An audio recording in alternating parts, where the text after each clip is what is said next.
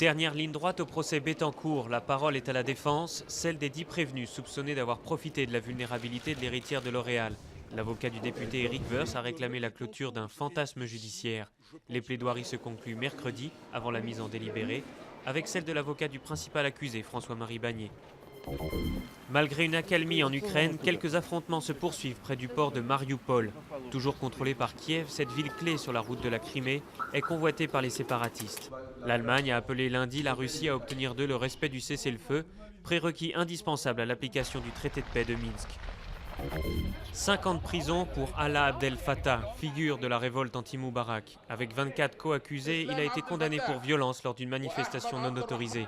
Le pouvoir d'Al-Sisi est accusé de réprimer toute opposition, qu'elle soit islamiste ou laïque et de gauche. Le général, qui jouit du soutien de l'opinion publique, avait promis dimanche de faire libérer les jeunes emprisonnés à tort. Salve de critiques contre le bonus de bienvenue du nouveau PDG de Sanofi. Olivier Brandicourt, débauché de chez l'allemand Bayer, doit toucher 2 millions d'euros à sa prise de fonction. Une compensation selon le groupe pharmaceutique, un scandale pour les syndicats des salariés. Le gouvernement, par la voix de son porte-parole, en appelle à la morale et à la décence.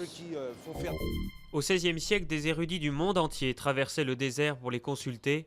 En 2012, les djihadistes voulaient les détruire. Ce sont les manuscrits anciens de l'université de Tombouctou, en grande partie mis à l'abri à Bamako, la capitale. Une mine de savoir sur la religion, la jurisprudence et les sciences, pourtant encore inexplorée et aujourd'hui en cours de numérisation.